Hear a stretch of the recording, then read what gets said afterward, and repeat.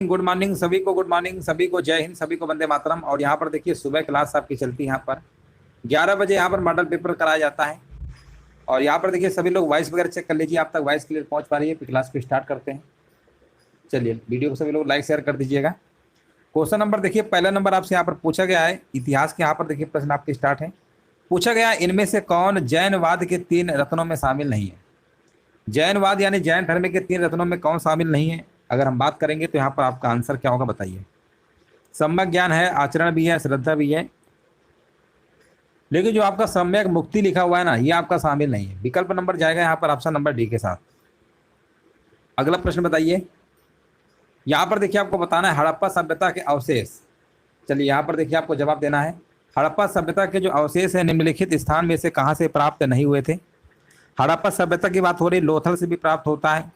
कालीबंगा से जुते हुए खेत आपका राजस्थान में है, घग्गर नदी के किनारे है ना। लोथल आपका गुजरात में है। तो ये सब तो हैं, रोपड़ भी है। लेकिन जो क्वेश्चन नंबर तीसरा आपको ऑप्शन दिख रहा है नागार्जुन कोंडा, ये कहीं आपने सुना है हड़प्पा और सिंधु घाटी सभ्यता में? नहीं सुना है। तो ऑप्शन नंबर तीसरा वाला क्या है, यही वाला नहीं होगा, है ना। बाकी सब आपके हैं। अगला प्रश्न बताइए। मुगल काल में सर्वाधिक मनसबदार किसके शासन काल में आए थे?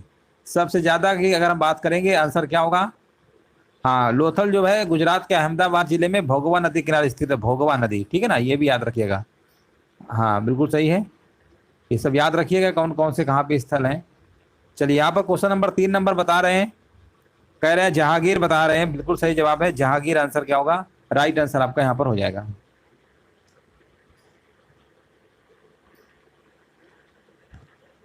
जहांगीर, देखिए जहांगीर मुगल काल में सर्वाधिक मनसबदार किसके शासन काल में थे?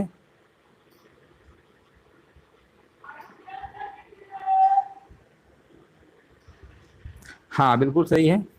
देखिए औरंगजेब सभी लोग जानते ही होंगे, है ना। गुरु तेग बहादुर जो आपके सिखों के गुरु थे, आपके 9वें नंबर के थे आपके, है ना, उनकी हत्या करवा दी थी। और जहांगीर ने सिखों के 5वें गुरु अर्जुन देव को, ठीक है ना। चलो याद रखिएगा जहांगीर यहाँ पे सही है। अगला प्रश्न बताइए। सती प्रथा को किसने अवैध घोषित किया? सती प्रथा जो है इसको अवैध घोषित किया गया था ना, किसके द्वारा किया गया था? यहाँ पर देखिए आपको कमेंट करना है आंसर क्या होगा। 4 नंबर का हमारे भी जवाब आ गया है, लॉर्ड विलियम बेंटिंग, याद रखिएगा। हाँ ये देखिए 1829, है ना, 1829 में था। और नियम नंबर 17 कौन सा था? नियम 17 एक बार ये ऑप्शन में दिया गया था। 1829 नियम 17, नियम 18, नियम 19, है ना। तो नियम भी याद रखिएगा 17 है। तो इसी में आपका क्या था, प्रतिबंध लगा दिया गया था। और ये कानून सर्वप्रथम सबसे पहले आपका बंगाल राज्य में लागू हुआ था। कहाँ पे लागू हुआ था? बंगाल में लागू हुआ था। ये भी आपको याद रखना है। अगला प्रश्न बताइए। 5 नंबर में देखिए आपको बताना है इनमें से किसने हड़प नीति का प्रयोग करते हुए कई भारतीय राज्य ईस्ट इंडिया कंपनी के अधीन कर दिए थे?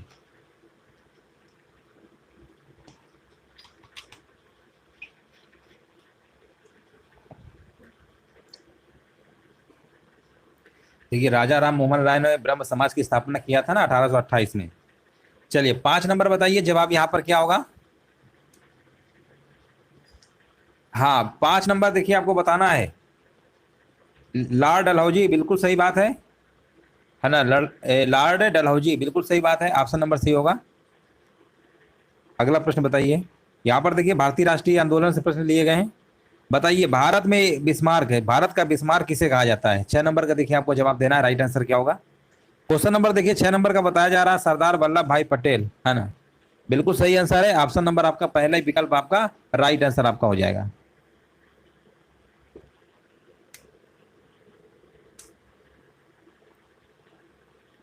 अगला प्रश्न बताइए। अरविंदो घोष का नाम किस षड्यंत्र मामले से जुड़ा हुआ है? 7 नंबर का देखिए आपको जवाब देना, राइट आंसर क्या होगा?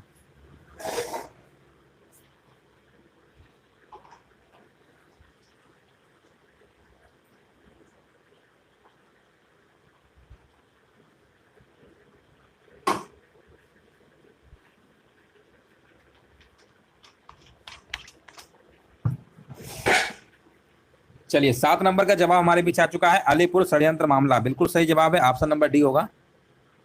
हाँ अलीपुर बम षड्यंत्र केस से संबंधित है। स्वराज पार्टी के संस्थापक कौन थे? बहुत बार बता चुके हैं। स्वराज पार्टी के संस्थापक देखिए आपको बताना है कौन थे। स्वराज पार्टी के संस्थापक 8 नंबर यहाँ पर बताया जा रहा है। स्वराज नहीं, स्वतंत्र लिखा, सॉरी, स्वतंत्र पार्टी के संस्थापक पूछा गया है ना। स्वतंत्र पार्टी की बात हो रही है, स्वराज पार्टी नहीं, स्वतंत्र पार्टी। इसकी जो स्थापना है ना, ये आपका है सी राजगोपालाचारी के द्वारा। संस्थापक इसके कौन थे? सी राजगोपालाचारी। नहीं नहीं, बाल गंगाधर तिलक नहीं, आपका सी राजगोपालाचारी है। इल्बर्ट बिल किसके कार्यकाल के दौरान प्रस्तुत किया गया था? 9 नंबर के देखिए जवाब देना है। इल्बर्ट बिल जो विवाद है, ये आपका 1884 में लॉर्ड रिपन के शासनकाल में, लॉर्ड रिपन है ना, लॉर्ड रिपन, रिपन के समय में 1881 में आपने देखा भी होगा ना, नियमित जनगणना भी आपके 10-10 साल के अंतराल पे इन्हीं के शासनकाल में चालू हुई थी। लॉर्ड रिपन 1872 में पहली जनगणना हुई थी लॉर्ड मेयो के शासनकाल में। लॉर्ड कर्जन जानते ही हैं, बंगाल विभाजन संबंधित है। महात्मा गांधी और बाबा साहब अंबेडकर के बीच पूना संधि कब की गई थी? देखिए पूना संधि की बात हो रही है और यहाँ पर आपका आंसर होगा 1932 में। 1932 यहाँ पे क्या होगा? बिल्कुल करेक्ट आंसर आपका यहाँ पर होगा। ऑप्शन नंबर यहाँ पे दूसरा नंबर आपका सही है।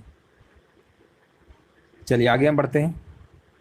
लिखा हुआ है मैदानों की अपेक्षा रेगिस्तानों में ठंडी रातें ठंडी होती है क्योंकि, इसका रीजन क्या है? देखिए इसका रीजन यही होता है, मैदानों की अपेक्षा अगर हम रेगिस्तानों में अगर रातों की बात करते हैं, इसका ठंडी होने का रीजन यही है, बालू जो होता है ना, उष्मा का पृथ्वी की अपेक्षा अति शीघ्र विकिरण करती है। इसका मतलब आंसर क्या होगा? राइट आंसर आपका पहला ही विकल्प आपका यहाँ पर होगा। अगला प्रश्न बताइए, सदाबहार वनों का दूसरा नाम क्या है? ये भी प्रश्न बहुत बार पूछा गया। सदाबहार जो वन होते हैं उसका दूसरा नाम क्या है? तो सदाबहार वनों का दूसरा नाम आपका है उष्णकटिबंधीय वन। कौन सा है? उष्णकटिबंधीय वन है। आंसर क्या होगा? विकल्प नंबर आपका दूसरा वाला यहाँ पे राइट आंसर आपका यहाँ पर होगा। चेक कर लीजिए सभी का आ रहा है। चलो आगे बढ़ते हैं। कांडला जो कच्छ की खाड़ी पर स्थित है, निम्नलिखित में से किसके लिए जाना जाता है? कांडला दोस्तों एक बंदरगाह है। क्या है? एक कांडला क्या है? बंदरगाह है, याद रखिएगा, बंदरगाह है। हाँ बिल्कुल सही है, ये भारत का दूसरा सबसे बड़ा बंदरगाह है कांडला। आंसर यहाँ पर क्या होगा? हाँ, एक्सपोर्टिंग प्रोसेसिंग जोन, पहला ही विकल्प आपका राइट आंसर आपका यहाँ पर होगा। किस भारतीय राज्य को मसाला उद्यान के लिए रूप में जाना जाता है? मसाला उद्यान के रूप में जाना जाता है किस भारतीय राज्य को? यह आपका है केरल। केरल यहाँ पे क्या होगा? राइट आंसर आपका यहाँ पर हो जाएगा। यहाँ मसालों के अंतर्गत काली मिर्च, लाल मिर्च, जीरा, लौंग, इलायची, हल्दी का उत्पादन बहुत ज़्यादा संख्या में किया जाता है। इसकी खोज के लिए यहाँ पर आपको बताना है, किसकी खोज के लिए आंध्र प्रदेश में तुमलापल्ली विश्व के मानचित्र पर आ गया है? विश्व के मानचित्र पर आ गया है, ये आपका आंध्र प्रदेश में है। और आंसर यहाँ पर आपका होगा सबसे बड़ी यूरेनियम खाने, सबसे बड़ी यूरेनियम खानों के लिए।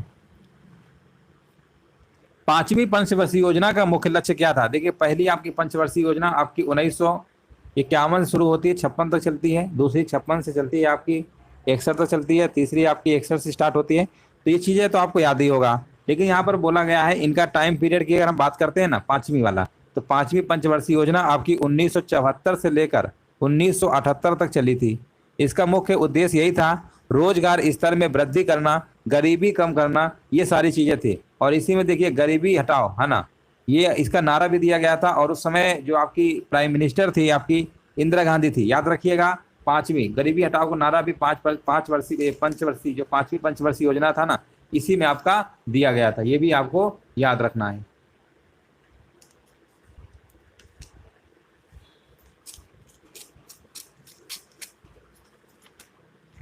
चलो आगे बढ़ते हैं। इनमें से कौन सा एक युग्म आपका सही नहीं दिया गया है? पहला विकल्प है 5वीं पंचवर्षीय योजना, ये तो दोस्तों आपका तीसरा है। अभी बताया था ना, 1961 से लेकर 66 तक आपका तीसरा चला था। अच्छा चलो, तो ये तो आपको कंफर्म हो गया ना, पहले ही विकल्प आपको देखने पे पता चल गया। ये 5वीं थोड़ा होगा। 5वीं पंचवर्षीय योजना अभी हमने आपको बताया था 1974 से 1978 तक चला है। ये कैसे हो सकता है? बाकी सब सही होंगे, गलत वाला पूछा गया तो पहला ही विकल्प आपको लगा देना है, बाकी सब सही है। टोटल 12 पंचवर्षीय योजना चली है। आखिरी पंचवर्षीय योजना आपकी थी 2012 से 2017। इसके बाद ये जो योजना आयोग था ना, ये जो पंचवर्षीय योजना, ये काम खत्म हो गया, अब नीति आयोग आ गया है। इनमें से कौन जननी सुरक्षा योजना के संबंध में सत्य नहीं है? बताइए कौन सही नहीं है? पहले लिखा हुआ है इसका उद्देश्य जो है मातृ एवं शिशु मृत्यु दर को कम करना, ये तो है, ये बात सही है। बोला सही, कौन सा नहीं है? ये राष्ट्रीय ग्रामीण स्वास्थ्य मिशन के तहत एक हस्तक्षेप है, ये भी बात सही है। ये अप्रैल 2005 में शुरू किया गया था, ये भी बात सही है। यह केंद्र प्रायोजित योजना नहीं, क्या भाई क्या मतलब ऑप्शन कैसा लिख दियो, ये केंद्र प्रायोजित योजना नहीं है, बिल्कुल है, कह रहे नहीं है, गलत है, यही वाला गलत मार दीजिए। 18 नंबर का यहाँ पर क्या होगा, राइट आंसर। 12 अप्रैल 2005 में शुरू हुई थी, केंद्र का है और कह रहे हैं केंद्र का नहीं है, तो ऐसे ही दिख रहा था। SIDBI का फुल फॉर्म बताइए क्या होता है। सिडबी जिसे आप कहते हैं, क्या कहते हैं, सिडबी। सिडबी नाम आपने सुना होगा, नहीं सुना है तो आज सुन लीजिए, सिडबी है ना, इसी को बोलते हैं सिडबी, SIDBI। फुल फॉर्म बताइए इसका क्या होगा। बहुत बढ़िया, बिल्कुल सही जवाब है, small industries development bank of India. अगला बताइए। शशिकांत दास ने उर्जित पटेल के इस्तीफे के बाद रिजर्व बैंक के गवर्नर के रूप में कार्यभार संभाल लिया, कौन से नंबर के। 20 नंबर का आंसर क्या होगा, 25 में, 20 नंबर का चौथा आपका होगा।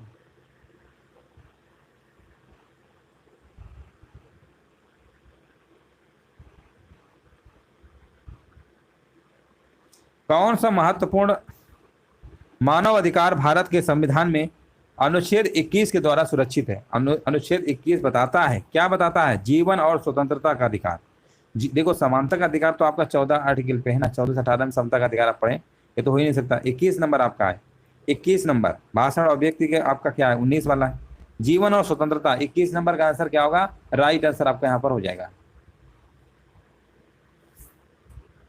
ये अधिकार जो है ना विदेशी नागरिकों को भी प्राप्त है। चलो आगे बढ़ते हैं।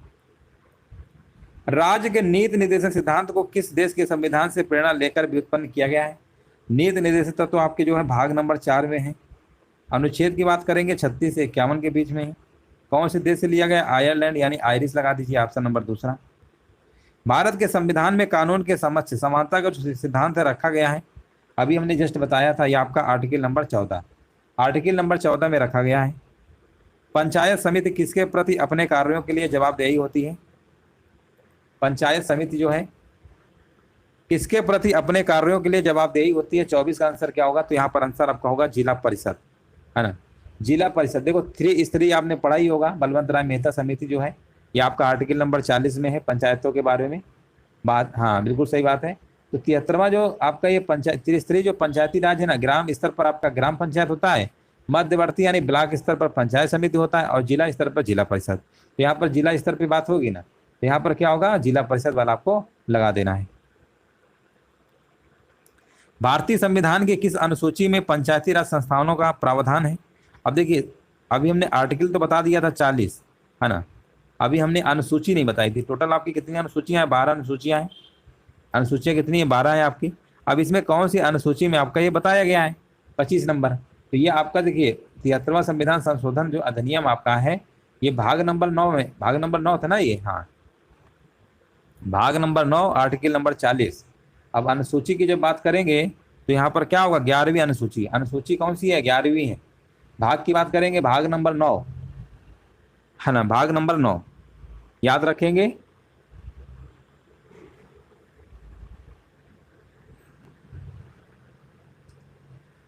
हाँ, ये 73वां संविधान संशोधन आपका 1992 में जोड़ा गया था, बात सही है। 11वीं अनुसूची, 11वीं अनुसूची में है, बिल्कुल सही है। 11वीं अनुसूची में पंचायती राज संस्थान का प्रावधान है, हाँ भाग 9 के साथ, बिल्कुल सही है। मानव शरीर का कौन सा भाग ऑस्टियोपोरोसिस यानी अस्थि शोषिता से प्रभावित होता है। देखिए ऑस्टियोपोरोसिस और हड्डी की कमजोर स्थिति होती है ना, ये आपका होता है हड्डियों से संबंधित। ऑप्शन नंबर यहाँ पर क्या होगा, तीसरा वाला विकल्प आपका सही होगा। चलो आगे बढ़ते हैं, बताइए यहाँ पर बताइए 27 नंबर लिखा हुआ है, डार्विन के विकास के सिद्धांत के अनुसार जिराफ की लंबी गर्दन, जिराफ की जो लंबी गर्दन होती है ना, ये पीढ़ी दर पीढ़ी ऊंचे पेड़ों पर पत्तों तक पहुंचने के सतत प्रयास के कारण बनी। मतलब डार्विन जी ने बताया था कि वो पेड़ों को ऊपर तक प्रयास करते थे, उनकी गर्दन क्या हो गई, लंबी हो गई थी। जिराफ की गर्दन आपने देखा ही होगा। किसी तत्व के परमाणु का परमाणु क्रमांक अगर 17 है और द्रव्यमान संख्या अगर 36 है, तो उसके न्यूक्लियस में न्यूट्रॉनों की संख्या कितनी होगी। इतना आसान प्रश्न है, क्या बताएं, बताइए सभी लोग, आंसर क्या होगा। 19 होगा। क्या बात है, बिल्कुल सही है। न्यूट्रॉनों की संख्या होती क्या है, द्रव्यमान संख्या में से परमाणु क्रमांक संख्या हटा दीजिए तो कितना आएगा, 36 में से अगर हम कहें 17 को माइनस करो तो कितना बचेगा, 19 बचेगा ना। आंसर क्या होगा, दूसरा हो गया, क्योंकि न्यूमेरिकल आ गया है साइंस का। चलो लगाइए इसका आंसर, बताइए क्या होगा। पूछा गया 8 किलो द्रव्यमान के पहिए के आवर्तन की त्रिज्या 25 सेंटीमीटर है, जो कि 300 आरपीएम से घूम रहा है। मोमेंट ऑफ इनर्सिया क्या होगा, बताओ। इसका फार्मूला क्या होगा, आई बराबर एम आर स्क्वायर होता है। आई बराबर फार्मूला क्या होता है, एम आर स्क्वायर होता है। ये फार्मूला जब आएगा तभी कर पाएंगे, अब फार्मूला नहीं आएगा तो थोड़ा कर पाएंगे। आर त्रिज्या है, रेडियस है। एम कितना दिया है, द्रव्यमान दिया गया है 8, त्रिज्या 25 सेंटीमीटर है ना, इसको मीटर में बदलेंगे, 100 से भाग करना पड़ेगा और स्क्वायर करना पड़ेगा। 25 से कम 25, 25 चौको 100, 1/16, 1/2, 1/2 का मतलब 0.5, 0.5।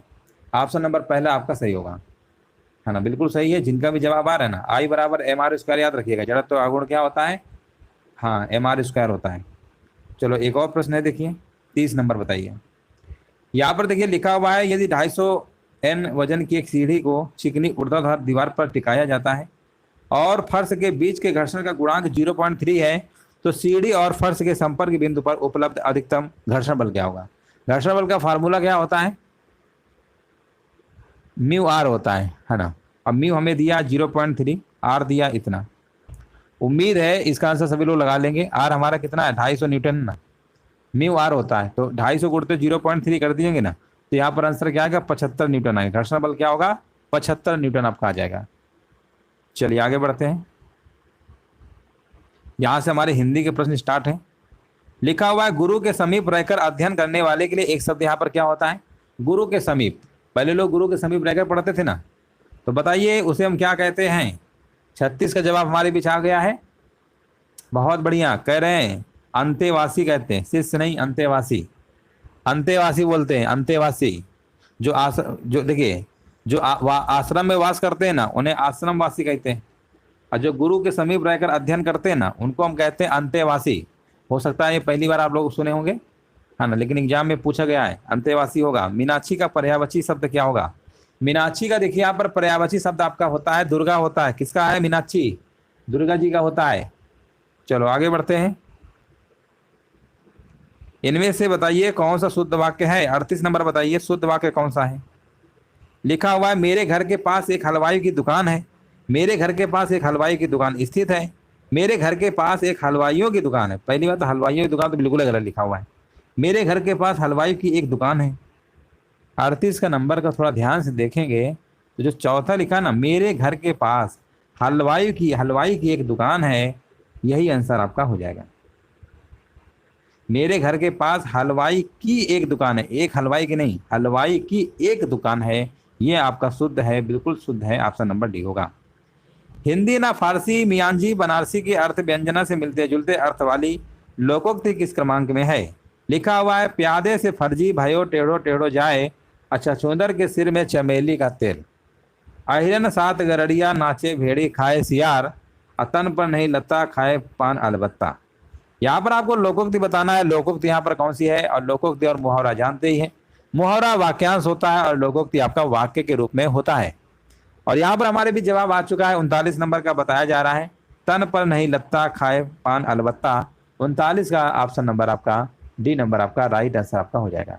ठीक है, लिखा हुआ है ना, इसको ध्यान से देखिए। हिंदी ना फारसी मियांजी बनारसी, हिंदी ना फारसी मियांजी बनारसी का अर्थ हो जाएगा तन पर नहीं लत्ता और खाए पान अलबत्ता। तन पर नहीं लत्ता खाए पान अलबत्ता, इससे मिलती जुलती लोकोक्ति है, हिंदी ना फारसी मियांजी बनारसी। उम्मीद है ये क्लियर हो गया होगा। और हम आगे बढ़ते हैं, और बताइए किस क्रमांक का सही संधि विच्छेद यहाँ पर लिखा हुआ है। संधि विच्छेद आपको बताना है। वधु विलास का क्या होता है, पद्धति का क्या होता है, कुल्टा क्या होता है, और जलोर्मी क्या होता है। अगर हम बात करते हैं पत्त प्लस हाथी, पत्त प्लस हाथी तो पद्धति लिखा हुआ है, ये तो बिल्कुल सही लग रहा है। पत्त प्लस हाथी क्या होता है, पद्धति होगा। इसमें संधि कौन सी है, तो संधि आपकी व्यंजन है। कौन संधि है, व्यंजन संधि है आपका। 40 नंबर का जवाब देख लीजिए, सभी का आ रहा है दूसरा। चलो आगे हम बढ़ते हैं। यहाँ से हमारे प्रश्न करंट अफेयर्स के स्टार्ट हो जाते हैं। और आपको यहाँ पर 51 नंबर बताइए, आदिवासी किसानों के द्वारा संरक्षित बीजों के संरक्षण के लिए एक समिति को अधिसूचित करने वाला पहला राज्य कौन सा बना है? पहला राज्य पूछा गया, कौन सा बना है? 51 नंबर का आपको जवाब करना है, जवाब देना है, क्या होगा? ये आपका दोस्तों बना है उड़ीसा, और उड़ीसा की राजधानी आप जानते हैं भुवनेश्वर है ना। उड़ीसा बिल्कुल सही जवाब आपका हो जाएगा। बताइए, एनआईआरएफ की ओवरऑल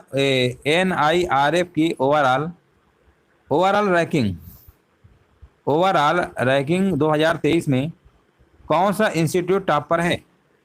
एनआईआरएफ की ओवरऑल रैंकिंग 2023 में कौन सा इंस्टीट्यूट टॉप पर है? यहाँ पर आपका जवाब हो जाएगा भारतीय प्रौद्योगिकी संस्थान आपका मद्रास, यानी आईआईटी मद्रास जो आपका है वो टॉप पर है आपका।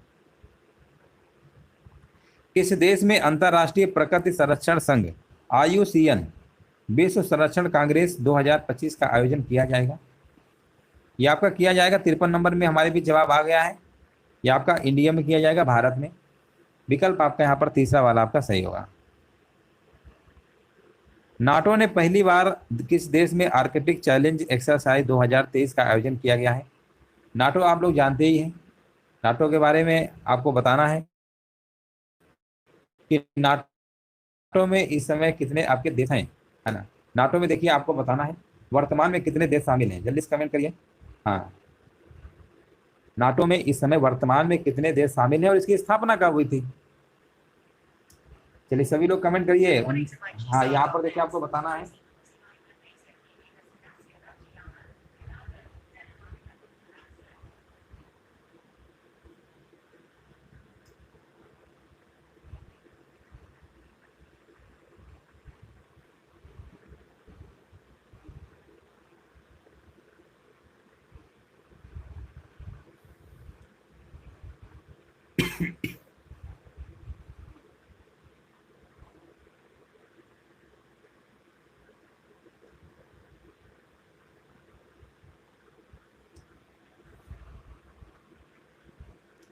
हाँ, नॉर्थ अटलांटिक आपका होता है ना ट्रेटी ऑर्गेनाइजेशन 1949 में हुआ था, ठीक है ना। कितने कब हुआ था ये? 1949। इस समय कितने देश आपके हैं? 31 आपके हैं, है ना। 31 आप कंट्री हैं इसमें शामिल हैं, है ना। 31 देश आपके हो चुके हैं इस समय वर्तमान में। चलो आगे बढ़ते हैं। हाँ, बोला गया आयोजन किया गया, 54 का आंसर क्या होगा? 54 का आंसर आपका यहाँ पर तीसरा होगा, फिनलैंड। फिनलैंड की राजधानी आपकी हेलसिंकी है। क्या राजधानी? हेलसिंकी है। टाटा ग्रुप ने किस राज्य में लिथियम आयन सेल की गीगा फैक्ट्री बनाने का फैसला किया है ना। गीगा फैक्ट्री बनाने का शामिल किया है। यहाँ पर आपको बताना राइट आंसर क्या होगा। नाटो में 31 कंट्री इस समय आपके हैं, ठीक है। चलो आगे बढ़ते हैं।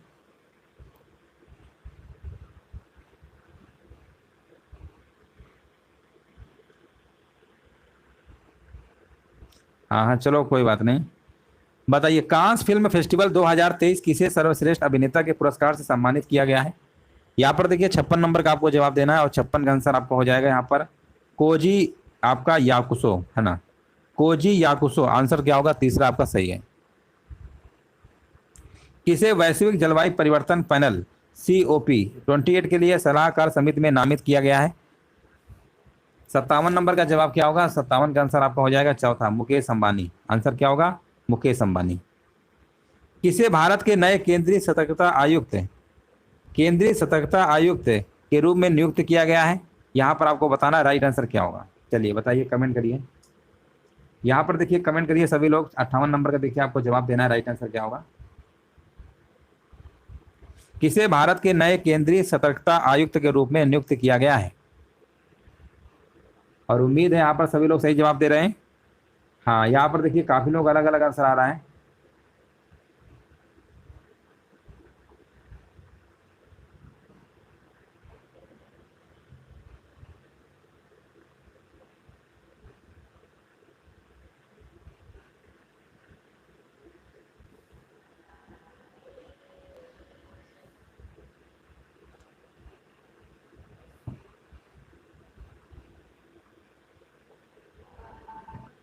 हाँ, यहाँ पर प्रवीण कुमार श्रीवास्तव बता रहे हैं, देख लीजिए सभी का आंसर आ रहा है।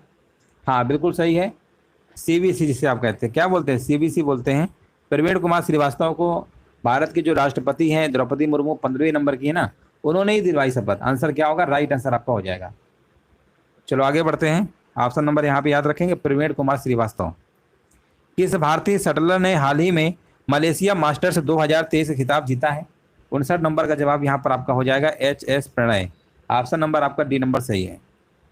किस राज्य सरकार के द्वारा के फोन परियोजना का शुभारंभ किया गया है? के फोन परियोजना का जो प्रारंभ किया गया है ना, वो आपका किया गया है केरल। केरल राज्य, अभी मसालों के बारे में बताया था ना, मसालों का बगीचा कह सकते हैं, मसालों के उत्पादन में अग्रणी आपका है राज्य केरल। केरल की राजधानी तिरुवनंतपुरम है। इनमें से कौन अरुणाचल प्रदेश के नृत्य का प्रकार है? नृत्य का एक प्रकार है। अरुणाचल प्रदेश की राजधानी ईटानगर है। और यहाँ पर अगर हम बात करते हैं 61 नंबर में, तो आंसर आपका यहाँ पर हो जाएगा पोपिर। पोपिर अरुणाचल प्रदेश के सबसे लोकप्रिय नृत्य रूपों में से एक है। ये आदि जनजातियों का एक स्वदेशी नृत्य होता है। सिक्किम के भूटिया लोगों का एक 9 वर्ष का महोत्सव होता है, जो सिक्किम के चंद्र कैलेंडर के 10वें महीने में होता है। देखो ये जो आपका है ना, ये क्या कहते हैं, भूटिया लोगों के द्वारा, तो ये आपका जो लिखा हुआ है ना यहाँ पर सोनम और यहाँ पर लोसुंग है, याद रखिएगा। सोनम जो आपका है लोसुंग, ये आपका सिक्किम के भूटिया लोगों के द्वारा 9 वर्ष महोत्सव है, जो कि सिक्किम के चंद्र कैलेंडर के 10वें महीने में आपका होता है।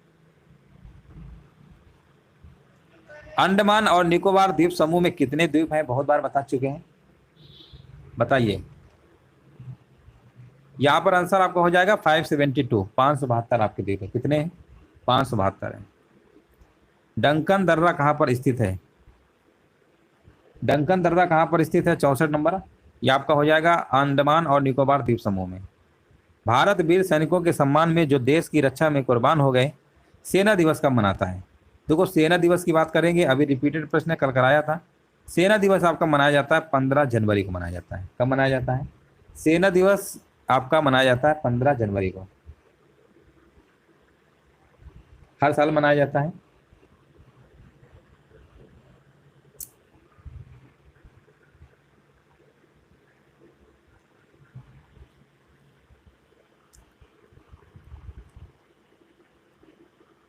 चलो बताइए 66 नंबर। लिखा हुआ है पंथी निम्नलिखित में से किस राज्य का एक लोक नृत्य है? पंथी की बात करेंगे तो पंथी आपका है छत्तीसगढ़ का है। कहाँ का है ये? छत्तीसगढ़ का है। वेसक रिक्त स्थान है, और आपको बताना है आंसर क्या होगा। वेसक के जन्मदिन, मतलब बताना है किसके जन्मदिन पर मनाया जाता है वेसक। ये आपका हो जाएगा बुद्ध, गौतम बुद्ध का जन्म जो आपका है नेपाल के कपिल वस्तु के लुम्बिनी नामक गांव में हुआ था। गौतम बुद्ध के बारे में सब लोग जानते ही हैं।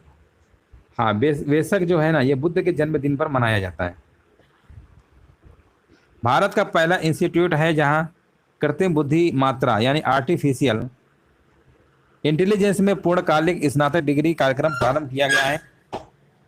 68 नंबर का यहाँ पर बताया जा रहा है IIT हैदराबाद। देखो एक बार फिर से पढ़ लीजिए, IIT हैदराबाद है आपका।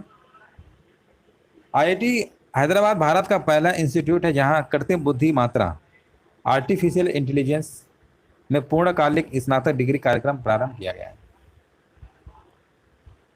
सीजर और क्लियोपेट्रा किसने लिखा है? सीजर और क्लियोपेट्रा किसने लिखा है? ये लिखा गया George Bernard Shaw. Option number तीसरा आपका सही है। भारत और अन्य जगहों पर बायोमास से प्राप्त किया जा सकता है। क्या प्राप्त किया जा सकता है? देखो भारत और अन्य जगहों पर बायोमास जो है ना, मूंगफली के छिलके से प्राप्त किया जा सकता है। जो बायोमास है वो मूंगफली के छिलके से भी प्राप्त कर सकते हैं। गन्ने की खोई से, जो गन्ना आप देखे होंगे रस उसका निकलता है ना, खोई बचती है, उसको खोई से भी आपका प्राप्त किया जा सकता है बायोमास। चावल के छिलके से भी प्राप्त करते हैं, यानी सभी के छिलके से प्राप्त किया जा सकता है। तो आंसर आपको लगाना होगा, सभी विकल्प आपके क्या है, सही है। अब आज हमने जो टॉपिक आपका लिया है ना, यहाँ पर आज हमने लिया वैदिक संस्कृति। वैदिक संस्कृति से जो आपके इंपॉर्टेंट पॉइंट आपके बनेंगे, परीक्षा में आएंगे जो प्रश्न। अब हम आज इस वीडियो में वैदिक संस्कृति से प्रश्न आपका ले रहे हैं, जो कि पेट आपके सिलेबस में दिया गया है। आज हम वन लाइनर प्रश्नों को देखेंगे। वैदिक संस्कृति के टॉपिक आपका है जो कि सिलेबस में भी आपका दिया गया है।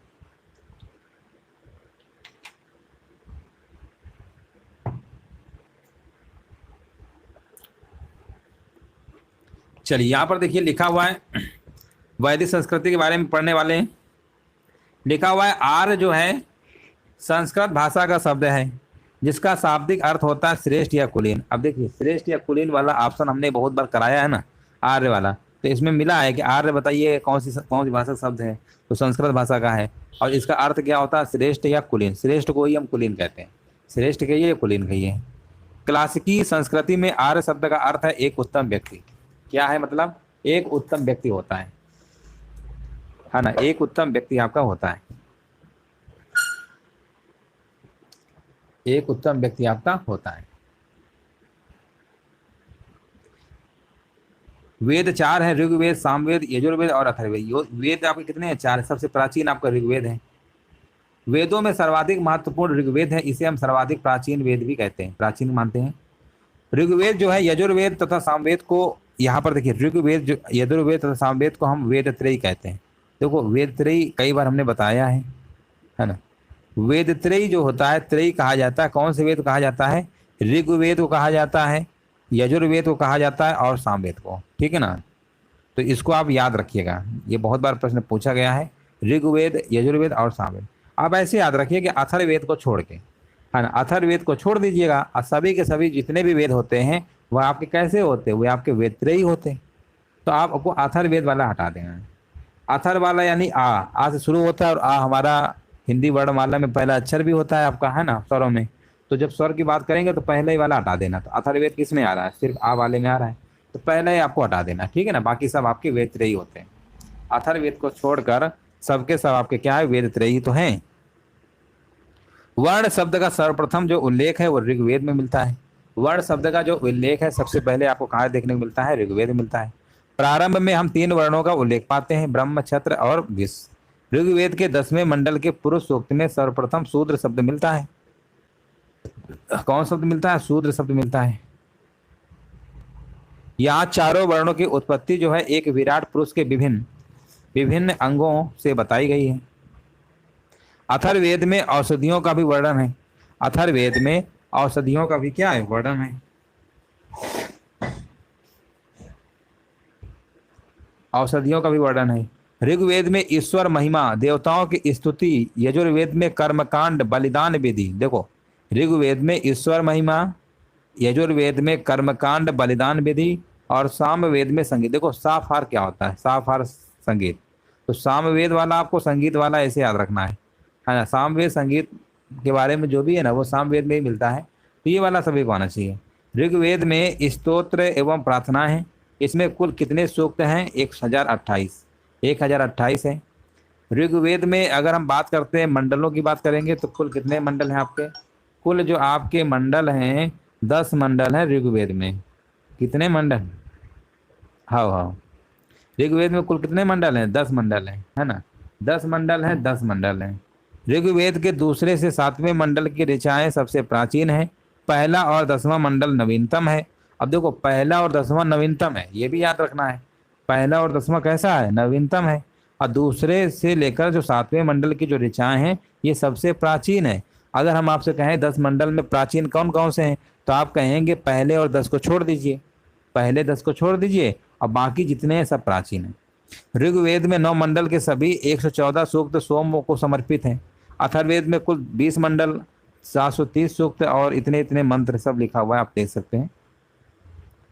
यज्ञ संबंधी विधि विधानों का पता जो है यजुर्वेद से पता है। तो कोई यज्ञ वगैरह जो है ना ये सब आपके यजुर्वेद के टाइम पे होते थे, तो यजुर्वेद से पता चलता है। इसमें कोई संगीत वाला हमने आपको बता ही दिया है ना। संगीत वाला आपको क्या बताया था, सामवेद बताया था ना, साफार संगीत, तो वो तो आपको याद रहेगा, भूलेंगे नहीं।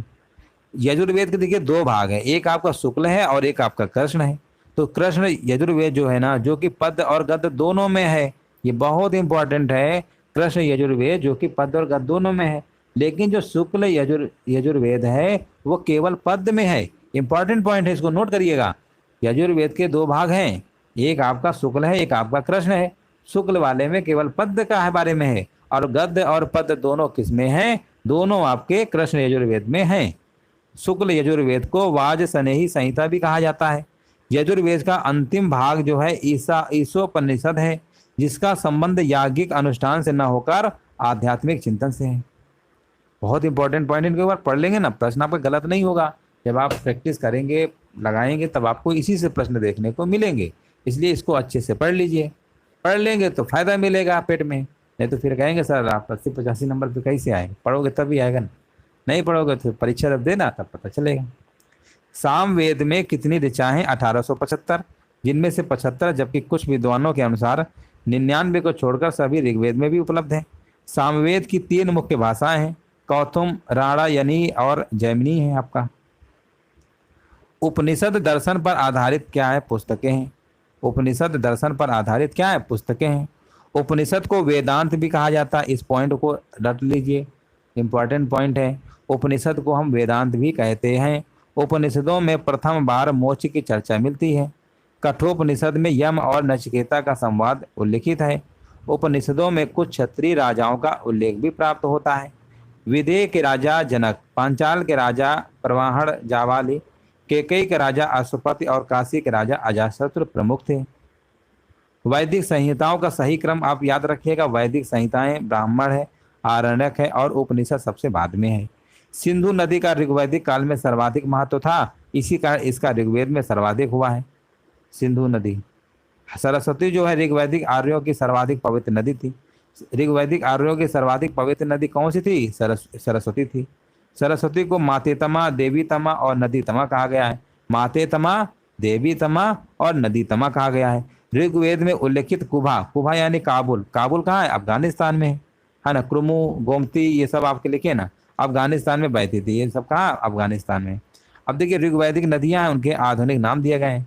घग्गर नदी के बारे में जानते हैं, आधुनिक नाम है, इसका पुराना नाम क्या था? दृष्टद्वती था।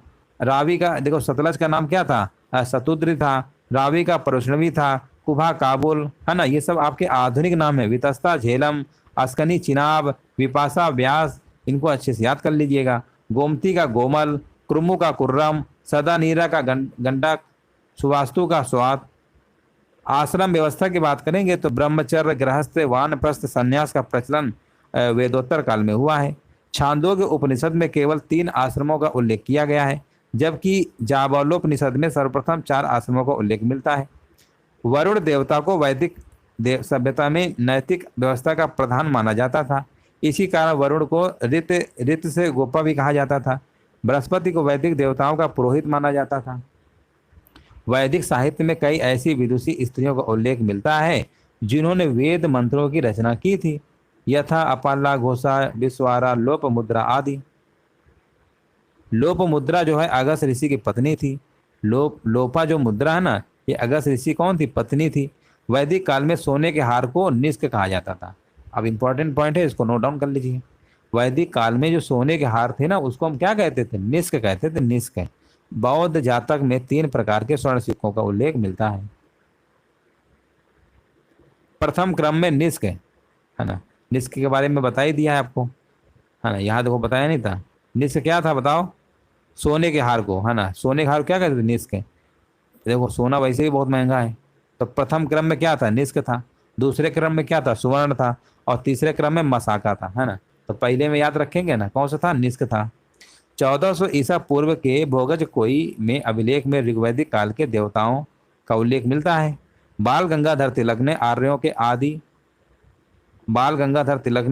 के आदि देश के बारे में लिखा था। शतपथ ब्राह्मण, हाँ ये बहुत बार पूछा गया है। शतपथ ब्राह्मण जो है यजुर्वेद का ब्राह्मण होता है। पुरुष मेद का उल्लेख शतपथ ब्राह्मण में हुआ है। गोत्र शब्द का सर्वप्रथम जो उल्लेख है ये ऋग्वेद में हुआ था। गोत्र का सर्वप्रथम उपयोग क्या कहते हैं? उल्लेख जो है ऋग्वैदिक काल में यज्ञ की प्रधानता थी। दशराग युद्ध का उल्लेख जो है ऋग्वेद के 7वें मंडल में है, जो 10 राजाओं का युद्ध है। परशुराणी नदी जो आधुनिक नाम इसका रावी है। देखो ये तो रट्टा मारी लो कि रावी नदी का जो पुराना नाम था क्या था? परशुराणी नदी था। अब इसका आधुनिक नाम क्या है? आपका रावी नदी है ना, जिसमें भरतों के राजा सुदास की विजय हुई थी। ऋग्वैदिक आर्यों के 5 जनों में यदु, ध्रुव, पुरु, अनु और तुर्वसु शामिल थे। ऋग्वेद में उल्लेखित यव शब्द का जव से तादमत स्थापित किया गया है। वैदिक काल में सभा एवं समिति नामक 2 संस्थाएं राजा की निरंकुशता पर नियंत्रण रखती थी। सभा और समिति। सभा श्रेष्ठ एवं संप्रभांत, भ्रांत लोगों की संस्था थी, जबकि समिति सामान्य जनता का प्रतिनिधित्व करती थी। जनता के लिए प्रतिनिधित्व कौन करती थी? आपका समिति करती थी, ठीक है ना। और सभ्रांत क्या था? लोगों की संस्था थी। अथर्ववेद में सभा और समिति को, है ना, सभा और समिति को प्रजापति की दो पुत्रियां कहा गया है। ये वाला पॉइंट भी आपका बहुत इंपॉर्टेंट है। अथर्ववेद में सभा और समिति को, है ना, अथर्ववेद में सभा और समिति को प्रजापति की दो पुत्रियां कहा गया है। इसको याद करिएगा, आया कई बार। ऋग्वेद में इंद्र का जो वर्णन है सर्वाधिक प्रतापी देवता के रूप में किया जाता है। 250 सूक्त समर्पित हैं। ऋग्वेद में अग्नि को 200 सूक्ति समर्पित हैं और वह इस काल में का दूसरा सर्वाधिक महत्वपूर्ण देवता है ना, अग्नि। पहले नंबर पे इंद्र है, दूसरे नंबर पे आपके कौन है? अग्नि है, और तीसरे नंबर पे आपके वरुण है, जो समुद्र का देवता एवं मृत का नियामक माना जाता है। गायत्री मंत्र ऋग्वेद में उल्लेखित है। इसके रचनाकार कौन है? विश्वामित्र जी हैं। गायत्री मंत्र का जो उल्लेख है वह ऋग्वेद में है और इसके रचनाकार कौन है? विश्वामित्र हैं। गायत्री मंत्र का उल्लेख ऋग्वेद के तीसरे मंडल में, ऋग्वेद के जो मंडल आपके थे ना 10, उसमें कौन से मंडल में? तीसरे मंडल में। और पहला 10 आपका नवीनतम मंडल है और दूसरे से लेकर 9वें तक आपके प्राचीन मंडल है। अभी हमने आपको बताया था। पुराणों की संख्या रट्टा मान लीजिए कितनी है? 18 है। पुराणों की संख्या कितनी है? 18 है। पुराणों की रचना जो है लोमहर्ष ऋषि तथा उनके पुत्र उग्र श्रवा के द्वारा किया गया। पुराणों में भविष्यत काल शैली में कलयुग के राजाओं का विवरण मिलता है। भविष्यत काल शैली में कलयुग के राजाओं का। सत्यमेव जयते शब्द मुंडकोपनिषद से लिया गया। बहुत बार पूछा गया है कि सत्यमेव जयते कहाँ से लिया गया है? तो ये आपका मुंडकोपनिषद से लिया गया है, जिसका अर्थ होता है सत्य की ही क्या होती है? विजय होती है। ये भारत के राज चिन्ह पर भी अंकित है। ऐतरेय तथा कौशितकीय ऋग्वेद के 2 ब्राह्मण ग्रंथ हैं। वैदिक काल में गाय को अघन्या, न मारे जाने योग्य कहा जाता था। अघन्या, गाय को क्या कहते थे? अघन्या, इसको नहीं मारते थे। तो ये दोस्तों टेस्ट के बाद जो आपका ये वैदिक काल से संबंधित आपका जो सिलेबस में दिए गए थे वन लाइनर प्रश्न, उनको आज हमने कवर कर दिया है। इसके पहले वाले क्लास में हमने सिंधु घाटी सभ्यता कवर किया था। तो क्लास के बाद हम आपको यहाँ पर जो वन लाइनर प्रश्न